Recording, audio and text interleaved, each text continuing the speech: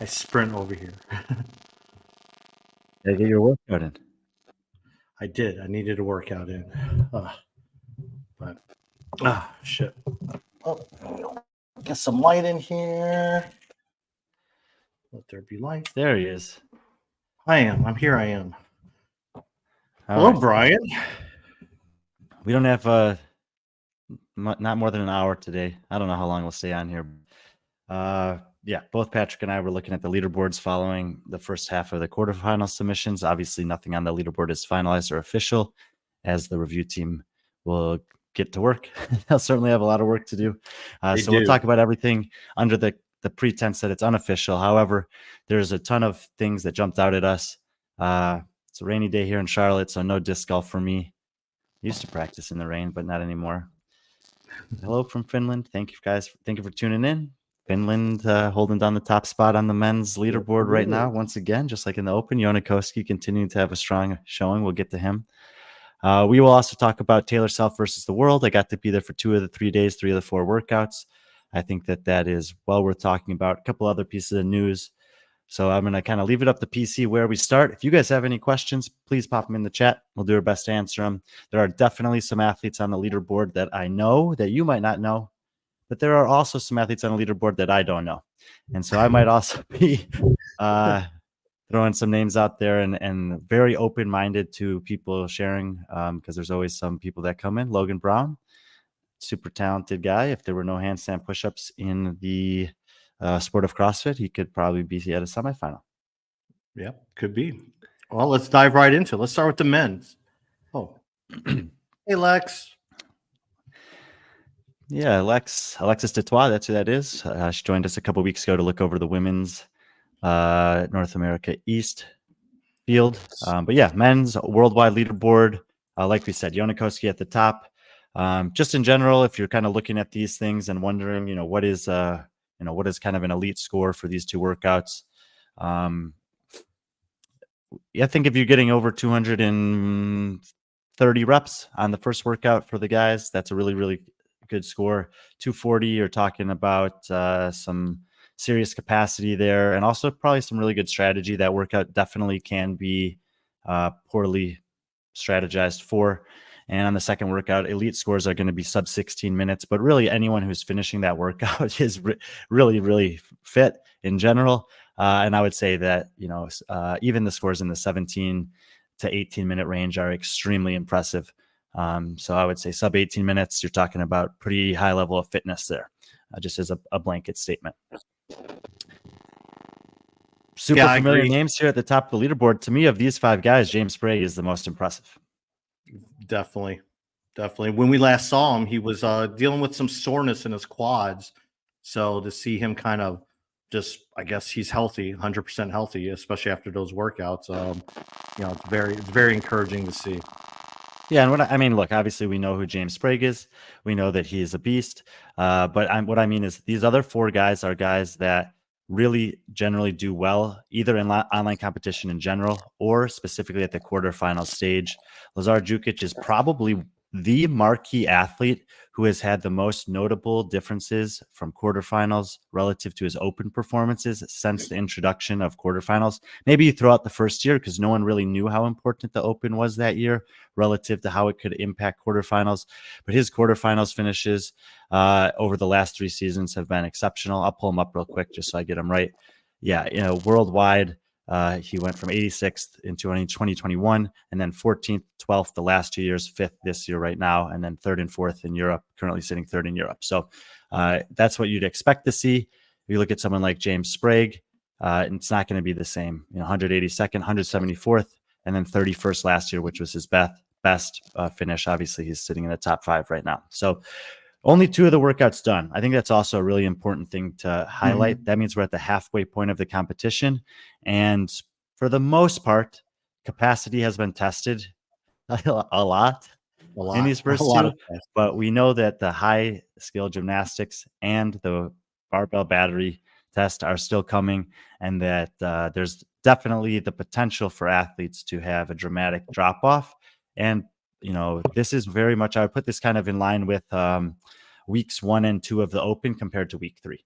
where you can see people who, if they have the capacity, they may not have the strength or the skills required. And so when those enter the equation, we will definitely see some changes on the leaderboard.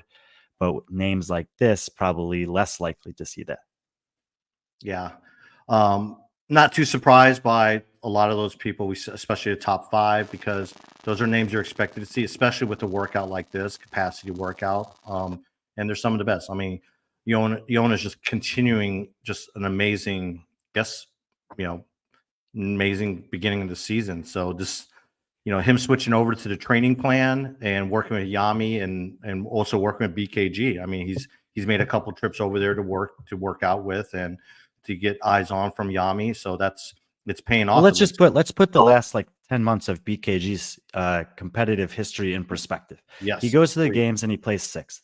6th place at the games ties his career best. We've spoken about this before. No swimming at this year's games. I actually wrote an article just after that with the help of Barkley Dale that basically he averages 1.5 to 2 spots better at the CrossFit Games per year when there's a swim. To do that, we just removed the swim from every season previously because every other CrossFit Games he's been at, there was a swim. So even though it tied his best performance, I consider that to be his best performance because could have yielded 1 or 2 more spots and been in the top 5 for the first time in his career if there happened to be swimming last year. He goes to Madrid, where he places second to Lazar Djukic, despite beating him on 5 of the 7 workouts. He totally bombed the lifting test, and he also lost to Lazar on the run, which is expected, but he beat him on the 5 Metcons. He ranked in the first event of Rogue, so that's kind of somewhat irrelevant. And then he goes on to win the World Wide Open. So, it's a pretty good stretch for Yonakowski over these past several years, or several months of, or less than a year. And he's 29 or 30 years old this season. Let's see. He'll be competing at the games at 29. And he's made the games 9 of the last 10 years. So he's still in a stretch where he could potentially be peaking, making that training switch. And some of the results we've seen since then, a lot of times it takes between 6 and 24 months for a change that late into a career to really kick into gear and have the maximum impact that it can have. And I think that there is, I put Yonakowski right now in the 2nd tier of men worldwide when it comes to the CrossFit Games. And that tier I categorize as someone who has the potential to podium, but probably not the potential to win. So obviously that's a pretty good place to be. Yeah. I mean, you're talking that 2nd tier. You're talking. Those are people like Brent Fikowski. I would still keep Dallin Pepper. I actually have Pat Vellner in that tier because I do think he can podium. I don't think he can win. There's only 4 guys that I have in the tier above that. So you're talking about one of the 10 best guys in the world, basically. Yeah. Yeah. But then again, looking down that list, some of those people that are probably in that tier. Comment from Barkley. Barkley says I'd categorize him as a 94. What was his previous rating? Well, yeah.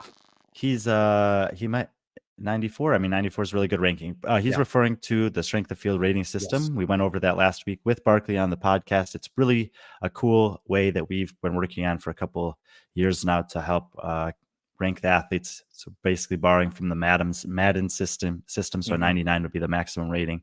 And there's I think there's about 30 guys with a 90 rating or above. So that probably puts Yona around 10th to 15th on the worldwide rating scale. And, that's obviously pretty good as well. It's really good because I think before this season, we wouldn't like you said, you wouldn't categorize them in that 2nd tier. And that 2nd tier, you mentioned some names, but it's going to also include a BKG, a Lazar, so, and here he is above those and he's getting better. I mean, he's only. No, it actually wouldn't include those guys. Yeah, I don't think those guys can podium at the CrossFit Games. I would say that's the next tier down. And that's these are pretty restrictive tiers for me. So I would say that Lazar and BKG, I don't think that at their current fitness and with the people in the game that they can actually podium. But I do think that they could be well within the top 10. It's been as high as 97 in the games in 2021. Good to know. So Lex did bring up a good point what you were kind of talking about before we started. I see these 2 as an entry to play, and the next 2 will separate the elite from the quarterfinal athletes. Yeah, I can agree with that. So, I think that's really well said. And you were scrolling down there. There we see Benoit Boulanger. Yep. He's clearly someone that we need to highlight here halfway through the quarterfinals. Benoit is one of Caroline Lambray's athletes. She doesn't coach very many athletes. We've seen him at Wadapalooza the past couple of years, and making an effort to get to the games. He's very, very talented. He's on a really good trajectory. He's a bigger guy, but he seems to be getting things pretty dialed in. He has been at 2 semifinals. I would consider his performance last year, 17th in the East, even a step ahead of his 10th place at Atlas Games from the previous year. And we talked about him when we've talked about him a lot. So Benoit Boulanger is certainly an up-and-coming guy in the space. Will this be the year that he breaks through at 25 years old? I think that there's a chance that we see that. Let's see how he does on the gymnastics workout. I think absolutely he's still going to be well within the top 40. You'll see him at the North America East semifinal. I'm expecting him to get probably around 12 spots. I do want to address Justine's comment about the Europeans are dominating in a second. That's tough. It's going to be really, really difficult in the East to qualify. There's probably like 5 guys that I feel confident, and then there's probably another 20 guys that'll be fighting for those other spots, and he's in that mix for sure.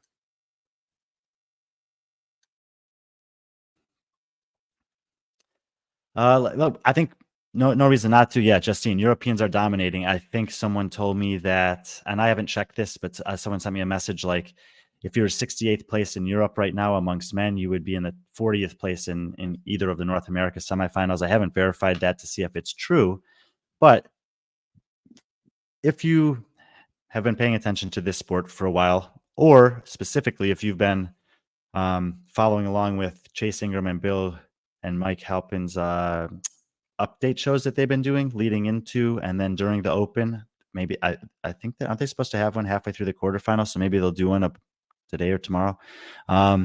They have also noticed this trend that when it comes to capacity tests, the Europeans are phenomenal.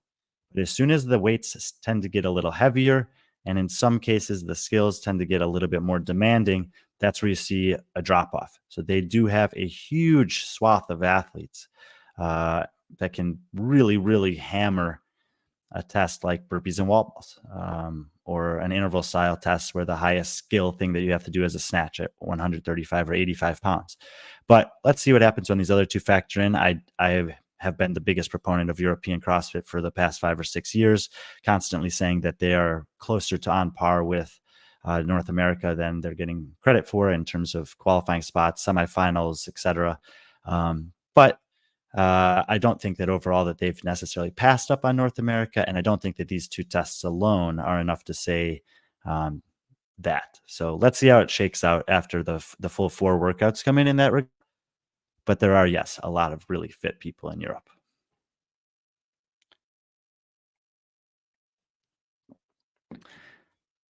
You're muted, Patrick. Sorry, I'm muted.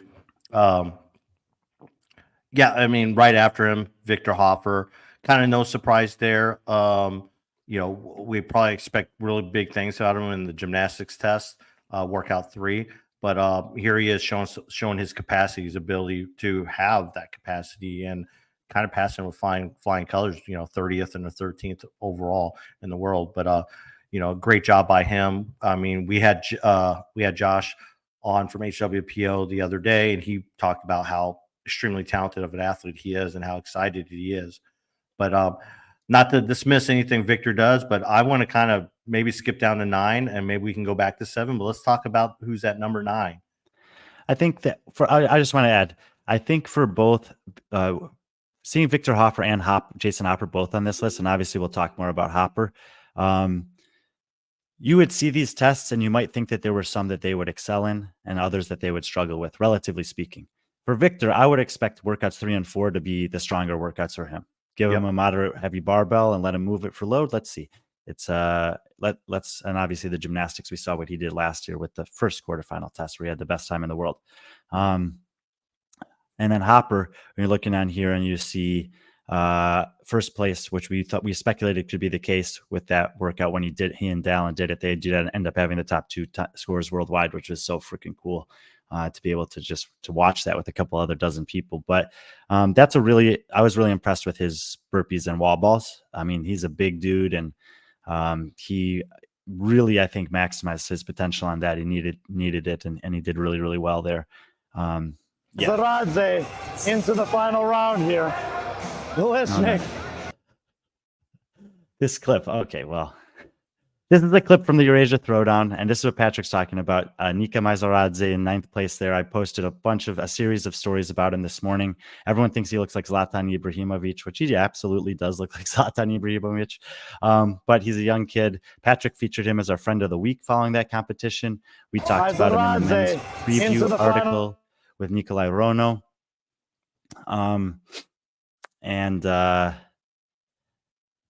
And there he is crushing another workout at Eurasia Throwdown.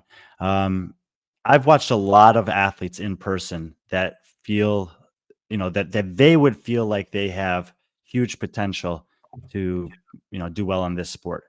He's the only athlete that I had not heard of in the entire offseason that I went to, that I watched, and I was like, damn, not only can that guy be really good, but he can be really good really soon. And I started finding out some more about him, which we reported in the Friend of the Week article about why we haven't seen that much from him. He had been playing American football for 10 years. He broke his ankle like a year ago or something. He missed last season, basically. But he had some really good performances with very little CrossFit under his belt on online competitions prior to that. He rode a sub 17-minute 5K. He won a workout in a weight vest with a bunch of ring muscle ups in it. I've actually already gotten some reports about his scores on the last 2 workouts, and that gymnastics workout, he absolutely smashed it as well. So yeah, this is a guy who's, I would say, is still really raw. I don't know that he'll be able to make the CrossFit Games this year, but it looks like he's going to be at the semifinal, which we were kind of expecting. And I would not be surprised if it's similar to Hoffer's performance at semis last year, where there are two workouts where he shines and 2 workouts where he just gets exposed a little bit for the lack of competition experience that he has. There we go. Barkley doing a little bit of research for a spot. So 68th male, I believe he's checking, would be 32nd in the West and 46th in the East. So through 2 tests, at least on the men's side, yes, the men in Europe are outperforming the men in North America. Now, granted, those are North America is still getting twice as many. So if you added those numbers together and it was like closer to 90, then you would say that like the 68th men in Europe is something like the 90th guy in North America. But either way, yes, there's been a good showing from Europeans through 2 tests. Yeah, and to go back to Nika, I mean, that I was blown away by his rowing prowess, and obviously we thought he'd do really well in that rowing workout. But finishing 3rd unofficially, again, all these scores are unofficial, and then so just bear with us on that. But Nika finishing 3rd in the world in that, and like Josh said last week, he thought it was a rowing workout, and that's where the biggest jumps, that's where you're going to make the biggest moves, and it looks like that's exactly what he did, and then just doing really well in 44th, and like you said, you've kind of gotten back because I'm really interested to see what his strength numbers were, and his gym, and you already said he was really really good in gymnastics, so this could be pretty fun. It's kind of neat when someone like that pops up that you've had eyes on and not many people have known about, and we can kind of inform some people on them. So, but you can go watch. You can go watch. That's part of the reason why we do those things, is because it's opportunity for you to maybe get a chance to see some of those athletes prior to them showing up on a bigger stage. And yeah, he handled the handstand walking obstacle course really well. And the strength that you ask about is probably the biggest limiter, the top end strength, which, if he's got like less than 3 years of doing CrossFit, and one of those years he had a broken ankle that he had to rehab, that would make sense. Obviously, he's playing football in the Republic of Georgia. He would be lifting some weights, but it's a little bit different.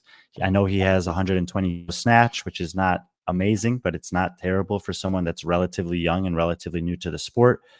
And we'll see how he does on the barbell cycling or battery workout. That is workout 4 of this year's quarterfinals. I would like to see a score of probably at least 25 reps would be a pretty good score there, I would say, for someone like that. Obviously, if you're getting close to 30, that's going to be extremely impressive. But, I think that there'll be a lot of guys that can be in the mid-20s. Speaking of that test, is the guy below him, the reigning fittest man on earth. That's one of the guys we expect to be either at the top or near the top of that test. But Adler coming, he's in 10th with with one of his stronger workouts still to be posted. So again, Adler could be at the top of the leaderboard by Monday, based on these two tests already. But I'm not surprised by this at all, because as we know, the last 2 years, Adler's been working on his capacity, his engine, just these longer workouts, these grueling workouts. And it's kind of shown, 30 seconds, 16th, nothing to really to scoff at. I imagine if he probably had a lot more in the tank, and he just, probably didn't go all out on these, knowing that he could make semifinals pretty easily. But yeah, I'm pretty impressed by those scores. Yeah, and actually, I tried to participate in the Heat 1 prop bets and picks and whatever that they have going on this week, and that was they put up Adler versus the World on workout number 4. I picked the World just because there's so many guys that could possibly do it, but he does have he did have one of the most impressive world records ever in a clean and jerk workout in the Open a few years back, where he beat the entire world by a minute. So it's an appropriate bet to make. I just decided to take everyone else, but if he wins it, I won't be surprised. No, I actually took the World on it too, because I do think, and I know Chase and John Young called me crazy, but I think someone like Jack Farlow or Braun could do really well in that type of test. But we shall see. Let's pull up that comment from V. A lot of people have been asking me specifically about Taylor Self in this regard. Obviously, Taylor has landed on the radar of many more people over the last month. Not only did we do the Open workouts where he had a great performance against those 3 same guys, but then Taylor Self versus the World, I think a lot of people started to have really started to accept the fact that this guy is extremely fit. However, something happened yesterday to him during the wall ball burpee box jump over workout that I've never seen him like that. Even from the first round, I was like, I don't know. He did I wasn't there in person, so you're watching on camera. He did look pale. He obviously, if you watch it, you saw what happened in the last round, last several burpees there. But that workout's going to put him in I think he had 220th place in the East on that workout, and then he was like 4th on the other workout. But when you think about the 2 tests that are remaining, and that he was sub 8 on the gymnastics test, that's going to be another top 5 finish probably. And 29 reps on the barbell, like I was saying, 30 plus is like incredible. So he's knocking on the door of that. And that will put him, I think that will give him around 240 points in the East, which I think will be enough to get in. He's currently 80th. I was checking, there's like 11 guys in the qualifying positions in North America East that I wouldn't have expected to be there when everything was said and done. And I think that there will be some big shifts on the leaderboard as some of these very high capacity athletes get exposed with either the high skill gymnastics, muscular fatigue there, or just not being able to move that 245 bar as much as they need to. So that's like, it's very different from region to region, the number of points that you might need to get in. But I think that, Taylor is a good case study of where on the leaderboard an athlete could potentially be and still have a legitimate chance to get in. So think about another athlete who maybe has, if you know an athlete who did really well on 3 tests and had a similar bad score, 200 or so in their region, I wouldn't think that person, I would say that person still definitely has a chance to get in, as long as those other 3 are really solid. You're muted again. A lot of questions coming in, relatively short show. So this is regarding Nika. He would be Europe, not Asia. So correct. Yeah, he's in the Republic of Georgia, and actually the quarterback from his football team in Georgia is Becca Vernadze. He placed 35th at the European semifinal last year. And he was also at the Eurasia Throwdown. Just Nika did much better than him there. And Becca speaks a lot better English, so he was able to tell me a lot about Nika. But that's actually a thing that I think is really in Masaradze's favor when you think about the quarterfinal stage of the season. One of the big question marks is, am I going to avoid penalties? Am I going to meet the standards? Are my videos going to be upheld if they ask to review them, which they will look at least one, and they should be asking for all of them if they need to. The fact that he's training alongside someone who's already gone through that process successfully, made it to a semifinal, I think is, when you see a young athlete, especially from a place where you don't know necessarily what their experience is with this level of competition, or if they have, training camps that can help make sure that all those logistics are in check. That's a comforting thing for someone like that, clearly has the fitness, and you would hate for something like that to be the thing that keeps him out. Yeah. You mentioned Taylor, and we'll kind of go a little bit more in depth about the Taylor versus the world, but they're in 11th. Surprised. I'm not surprised. I'm a big Jason Hopper fan. I have been for a while. I think I might have been one of the only few people that picked him to go to the games back in 2021, coming out of the MAC. But yeah, he looked great, and you got to see him in person. But he had the top score in the world in workout one with 260 reps, and a lot of people were underselling him. And granted, he was going against a lot of when you have someone like Dallin Pepper, the fifth fittest man in the world and fittest American, then you have someone like Colton Mertens, who's probably arguably had one of the most impressive off seasons in terms of just competitive, what he's done, like traveling everywhere, getting out of his comfort zone, and all the world records he's had. Hopper's been kind of silent, outside of Rogue Invitational, and then competing on a team at Wadapalooza. It's not what, but but he did put that video up with his wife, yes, where they talked about exactly things that are not related to competition in their life. Mm-hmm. Yeah, exactly. And I made this. I think we made this observation at Rogue. He looked like he was fresh. He looked like he was having fun, and he's been kind of going on that journey this whole offseason. He's been a lot more open, whether it be in social media. He's found this very comfortable spot that he's in right now. And I think if you have a Jason Hopper is having fun and it's not taking himself too seriously, and not just I think it's a dangerous Jason Hopper, because that reminds me of the Jason Hopper we first saw back in MAC. Absolutely. And we've spoken about it before. Like, figuring out what works for you as an athlete in this sport is a process. And he spoke about it. He's like, Matt Fraser was the best that ever did it, and I want to be the best that's ever done it. So I tried that out, but that might not be the formula or the recipe for him. That's okay. Figuring out what is the recipe is what's going to help him maximize his potential in this space. And the team at HWPO is supportive of him in that regard, regardless of what that looks like. So yeah, I did get to see him in person. That first workout with the snatches, the rowing, and the step-ups was really, really cool. I mean, obviously, to be in an environment where there's two men who set the top two scores in the world, that are good friends, that know that it's a strength for both of them, and there's, like I said, maybe a couple dozen people in the building. It's a huge privilege to be able to watch that and to really take in some of the nuanced details of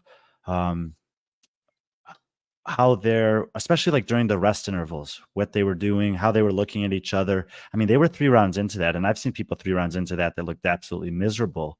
And there was like this fire in Jason's eye. Like, I think he was 1 rep behind Dallin going into the final round. I know we had on the Savon podcast live, we had him at 257. His score now shows 258. They went back and reviewed the video to make sure they got everything right. But either way, they were within a rep of each other. And Jason looked like that motivated him almost. Like, he was like, okay, I'm within a rep. I'm not losing in this last 3-minute interval. And I pretty much think he won it on the last row. But the ability to go 3 minutes hard, recover for 1, 3 minutes hard, recover for 1, and do that 4 times and yield the best score in the world. Great news for him. But like I said, equally impressed with the workout 2 performance, and the workout 3 performance got overshadowed by Taylor breaking the 8-minute mark. But Jason weighs 30 pounds more than him and was only 20 seconds slower. It's comparable to what Taylor did on the barbell cycling workout. These are not on the leaderboard yet. Where again, he's giving away that 30. Is that the barbell one I'm talking? No, on this workout 1, where Taylor got 249 reps, which is top 10 score in the world, and he's going against these guys there. So really impressive. Jason Hopper this weekend obviously comes out with the win in the Taylor Self versus the world, and that thing that they did, I told Seth last week, man, like, that is, I think, a historic moment in this sport. I think that's something that if Seth from Jump Ship is still reviewing the archives of CrossFit footage a decade from now, that's something that can be pulled up and talked about. Someone made a post that Savan and the crew found a way to make this stage of competition relevant, even when Dave Castro is saying this stage is not a spectacle. It's not meant to be. Well, why not? And some other people are saying, let's make it bigger next year. Someone was saying Colton versus the world or whatever. Like, yeah, there's so many iterations of it you can do. But basically what we found out is you put some of the best guys in the world doing workouts together live in the same room. Yeah. People want to watch that. Yeah. And that's, and, you know, I mean, the possibilities are kind of endless on that. But I think the best way that's going to happen is one, either, you know, CrossFit, which probably won't happen, but these CrossFit companies are going to have to put money out for that to get these people to do that. I mean, again, Colton was supposed to go and do the workouts at the Proven Camp. You know, Hopper probably more likely would have went up to Vermont and did the quarterfinals up there with Brooke and, you know, Amanda or, you know, whoever. And Dallin, they were probably going to stay, you know, at their home camp. But, you know, an opportunity presented itself. They threw some money in there, and they covered their trips. And you know, now you're seeing just amazing performances. But I think it's ultimately the camps. The camps will probably have to do this. The camps either have to control it, or people are gonna have to throw more money out for some stuff like this to happen. Because these athletes, at the end of the day, it costs to travel, and you know, it should be a pay for play. If you know, to see my score for me to put myself out there, you know, when I mean, that's what they did. Jason Hopper, Taylor, they all put their scores out there. And when most people are just kind of hiding their scores or calling around, asking other camps, or you know, trying to find out. I don't know how many people contact you, Brian, but I was getting phone calls and text messages. Hey, do you hear any other times besides Jason's and them? And I'm like, yeah, it's you know, so bravo to them, and this is great stuff. And I think at the end of the day, the numbers will show that. The numbers have shown that, and you get great performances. And the reason why on a Sunday we're talking about this, and 89 of you are tuned in on a Sunday to hear us talk about it. So I mean, so there is that an last audience. comment from Halpin, please. You know, this is the maybe the counter argument to what you were just saying. And Taylor actually addressed this immediately after the workouts were released. They put him and JR did a show, and they said, hey, what order are you going to do? And Taylor was speculating an order, and they speculated the order that they ended up doing. He said, it just makes me nervous doing a workout on the same day that it's due. And then he ends up in this situation where he didn't really have a chance to redo that. I saw Drake Lewis posted something that he actually redid the workout like 4 hours after the fact, which was crazy to redo that workout on the same day. Although athletes in this space have been doing crazy stuff like that forever. If you go all the way back to the first Open, Dan Bailey did the last workout 3 times in a day or 4 times in a day. It's just because he was trying to win the Worldwide Open, which he did do. But yeah, Taylor was in such bad shape after that workout. There wasn't enough time left for him to get his bearings and do it again. So he has to just live with that score. And because of the nature of what that was, if that ends up being something that keeps him out, that would be pretty unfortunate, right? Because he could have gone about it totally differently if not for needing to meet those criteria of the live windows and syncing all their stuff together with the other 3 athletes. So that is a little bit of room for conversation, I guess. But great point, Mike. So thank you for putting that out there. Really good point, Mike. Yeah, kind of going back down the list. Brandon Luckett continuing what is also a great beginning of the season for him. Just with the earlier half. Not too surprised with either one of those performances there. We'll definitely see what he does in the next 2 workouts. Oldest, do you know this person from Greece? Yes, he's the guy in the video that I sent you from the Eurasia Throwdown. He actually placed third place at that competition. Okay. And I sent you this video, even though I'm talking about Nika Misar in the video. If you look in lane number 4, that's Nico Sarliotis. And this is something that it's kind of unfortunate, really, that these things happen, but it's a good lesson for I think for people. And so I wanted to include it there. This was supposed to be a seated legless rope climb. He's the guy that's climbing the rope round here. In lane 4 there. You're going to see him clamping the rope with his leg and climbing up there. And the judge is giving him credit for that. And obviously this is like 4 or 5 rounds into a workout, and being able to get away with something like that is a massive advantage relative to the rest of the field that is presumably actually doing a legless rope climb. The guy's super fit. He's one of the fittest guys in Greece, but that when I see something like that, like it's hard for me to get it out of my memory. And so when I see a performance like this from a person that I have seen in live competition do a lot of things really well, but also something like that ended up earning him a podium position and a payday when the guys behind him didn't get it, it's hard for me to forget something like that. And so if he ends up continuing to have a great performance here and goes on to the European semifinal, then I'm going to be really curious to see what happens when he's in an environment where he won't get away with anything like that, because the judging obviously will be at a higher caliber. So let's see how it goes. But yeah, I do know how he is. And that's two guys from that competition that, I went to there more or less on a whim, that are both sitting in the top 15 worldwide worldwide in the open right now. I mean, that's pretty crazy. Yeah. If I'm that competition, if I'm the organizer of them, I'd be leaning into that. Just like kind of like how TFX and some of these other competitions that are known to kind of be like regional feeder competitions to the games. Europe should do the same thing. If I'm the Eurasia championship organizers, I'd definitely be leaning into those. Hey, we had these two superstars are coming out of our competition. So yeah. Well, we're about PC. We're about 35 minutes in. If you want to ask me one or two more guys, otherwise I want to flip over to the women. Is there anyone just off the top of your head that you think might be in a scary position of missing out on quarterfinals? I didn't have a ton of chance to really look down in the lower parts of the leaderboard, but someone told me that Bailey Rail wasn't even on the leaderboard. Okay, obviously, so let's switch over to the women then. Yeah, and then there was someone else that someone had asked me about. I don't know if it was in the comments or where, but yeah, I haven't really looked too far down on most of these. A lot of the people who I think I looked down to like 100. So if there's someone outside of the top 100, I'm not sure. And people within the top 100, I still think that a lot of those have a chance based on the points gap. Unless Bailey's under her married name. And I'm not seeing that either. So it might be. So Sarah Sigmundsdottir, that's the one. Can we pull up Sarah Sigmundsdottir in Europe? I actually don't know where she is. But that is the one. T. Kane, thank you. That's the one that someone else had asked about. Let's look at her scores here. So this is in Europe, or this is in the world? This is the world, but I can sort it by Europe. Here, let me switch Europe. Yeah, Europe. So in Europe, she's 56. Obviously that workout too. Yeah. 56 is totally fine. I mean, 13th on the first workout, 221 reps, 220 plus is like phenomenal score on that. 141 on the second workout with the wall balls and the box jumps.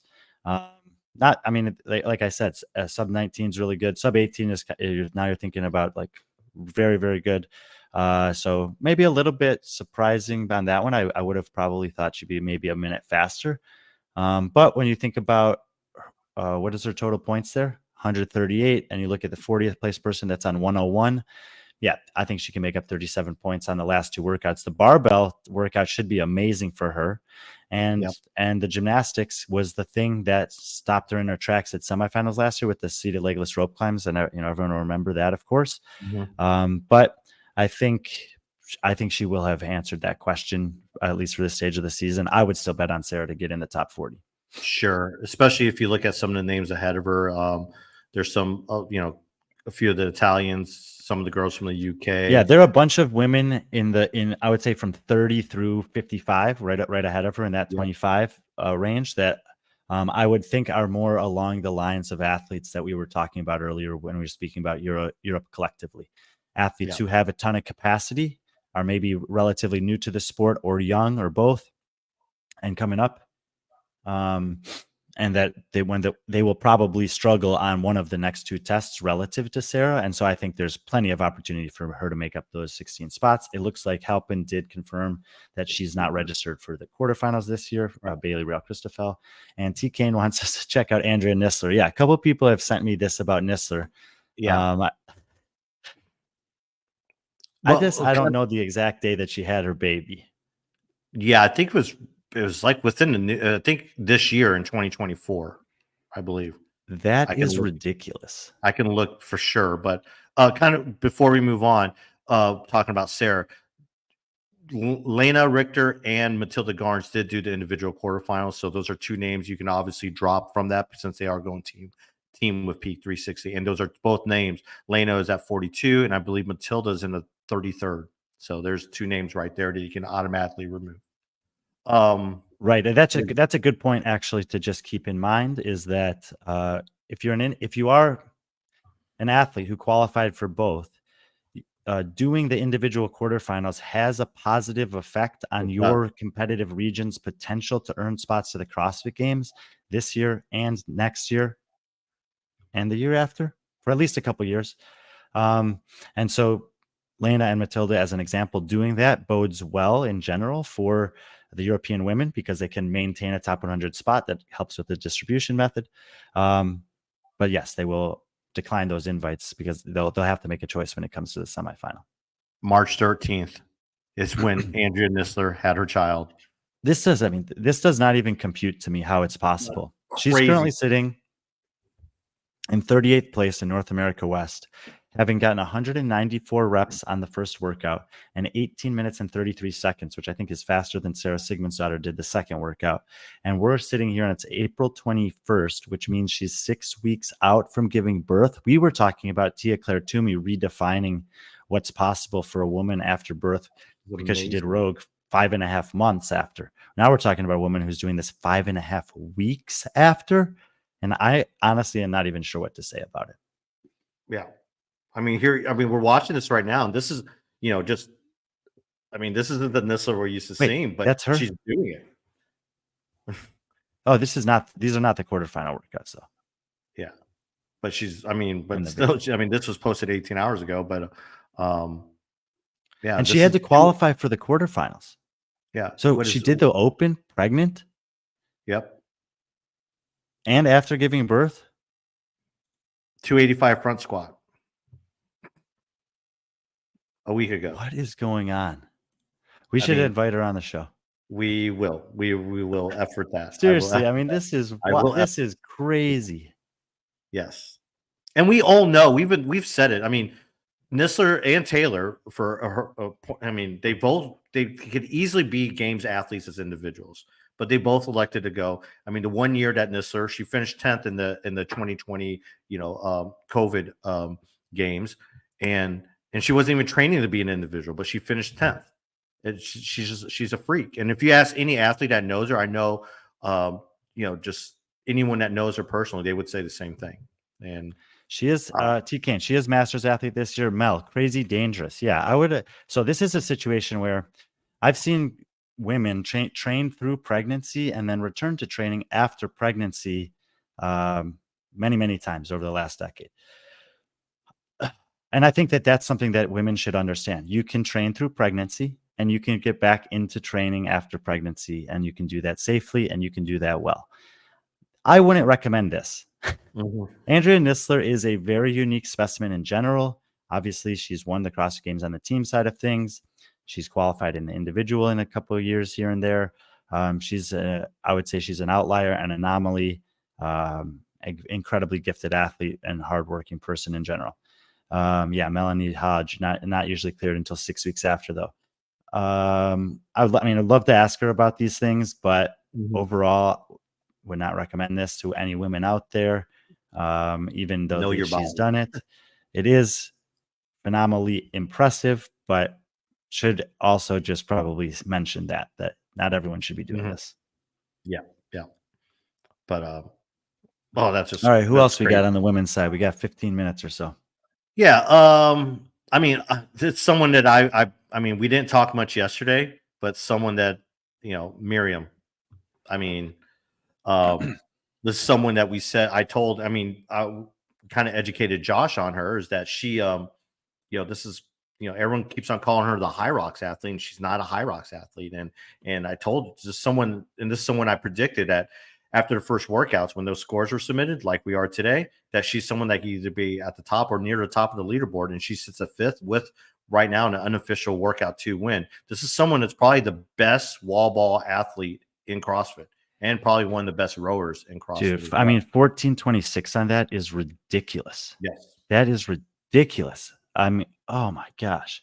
Yeah. And then when you look at the women in Europe in general, I think there are three, like, you see Gabby and Laura up there.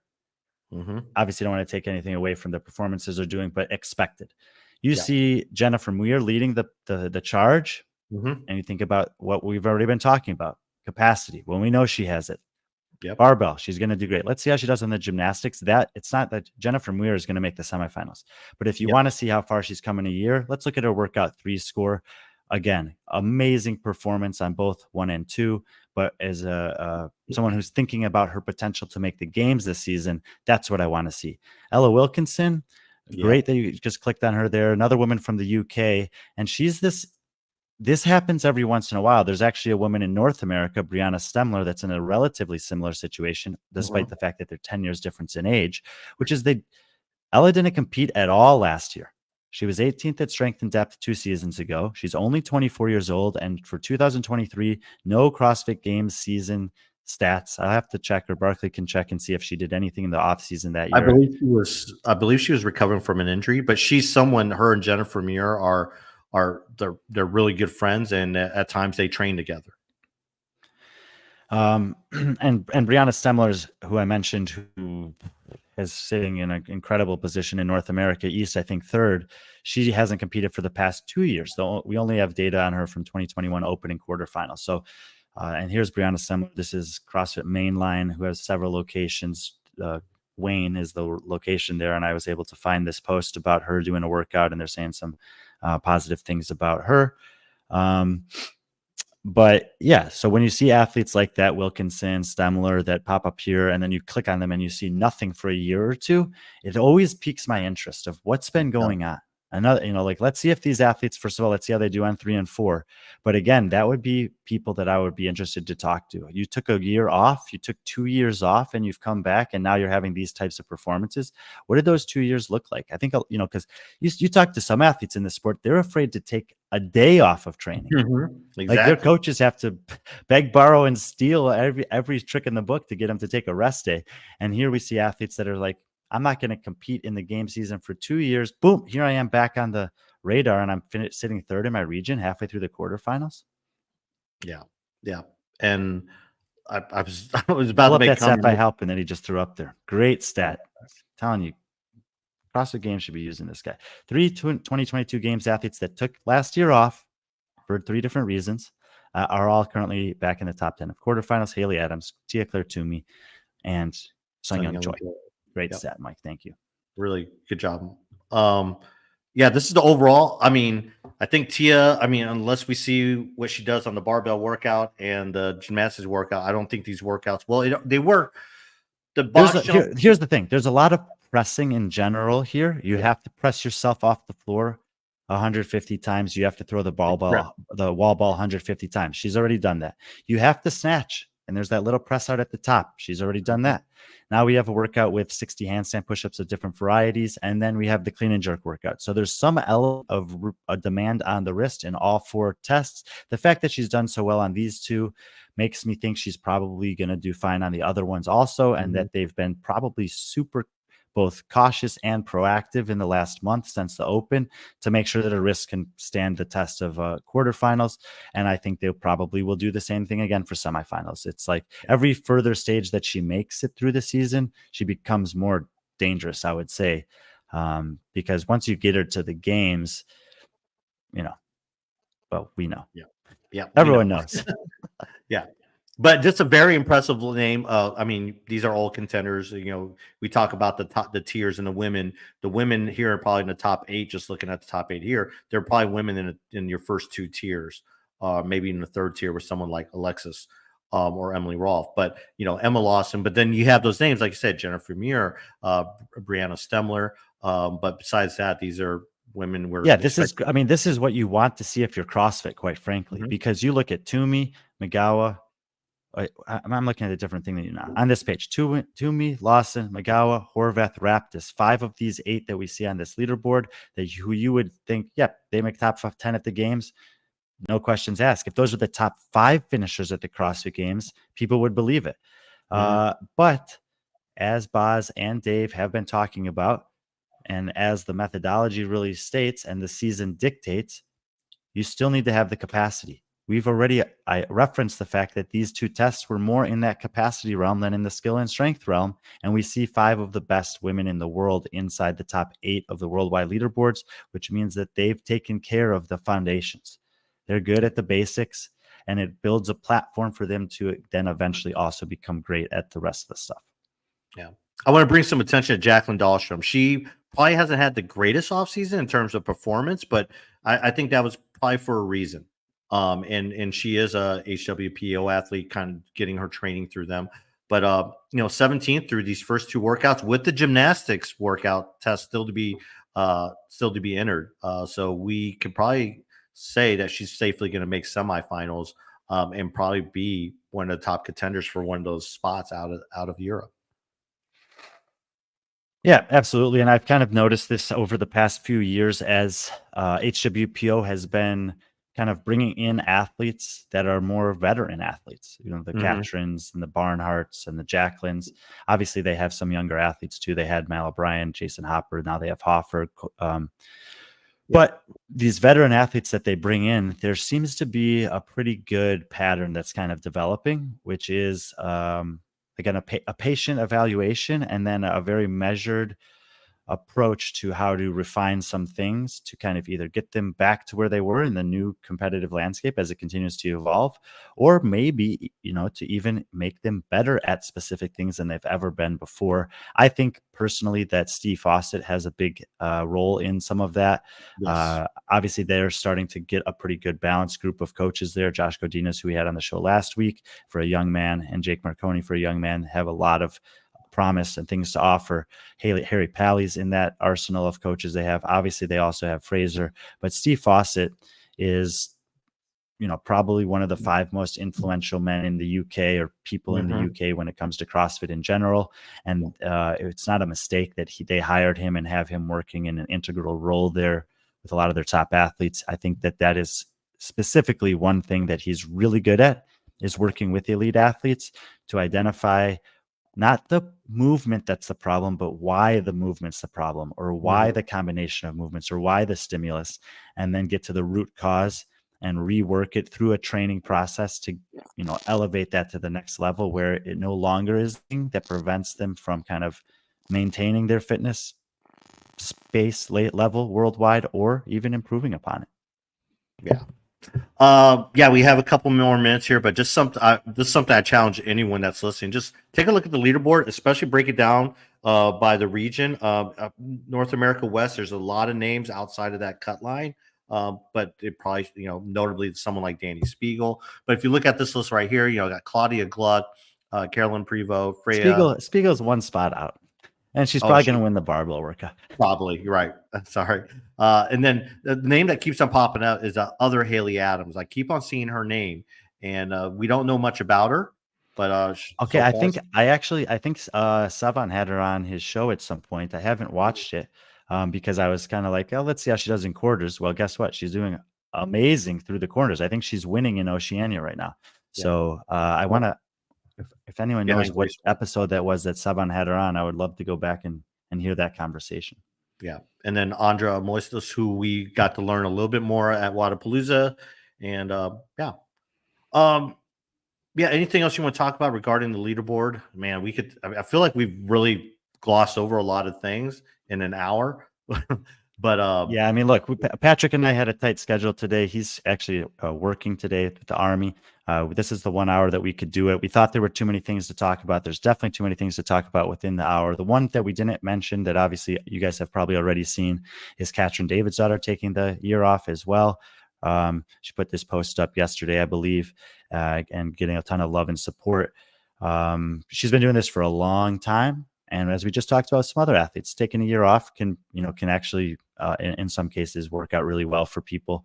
Obviously, her close friend Annie Thor's daughter has had to take years off here and there and has been able to refine that level of fitness. She says she still has the desire and passion to compete. We know she's been saying that throughout her career, that are her favorite things.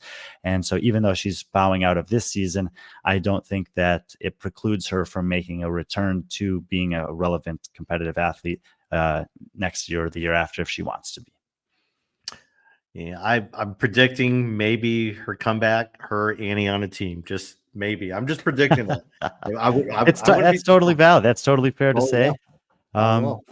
And who knows? I mean, the team, the team competition seems to have one to three really, really strong teams that enters new every season.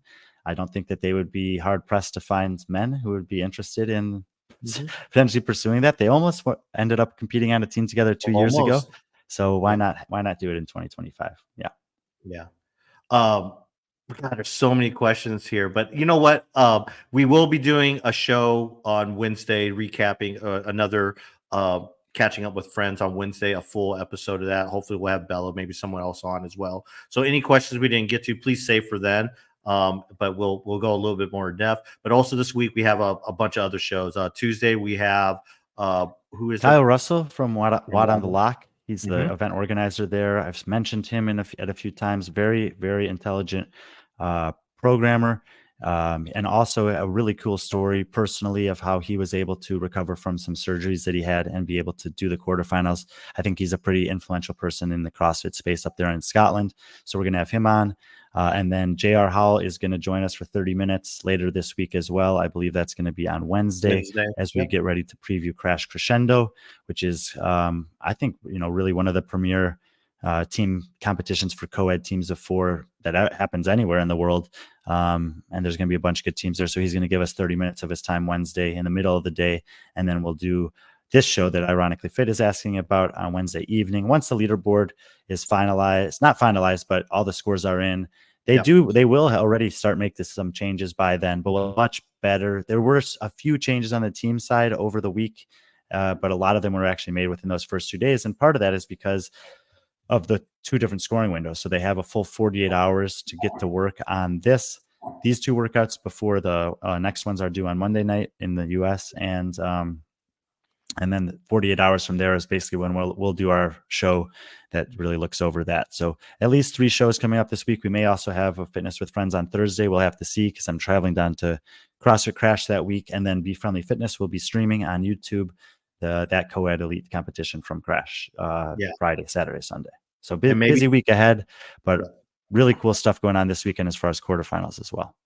Yeah. So just bear with us. Just tune in, keep on checking. I mean, if you like the content, subscribe, like, comment. We'd love to hear what you think. A lot of exciting stuff.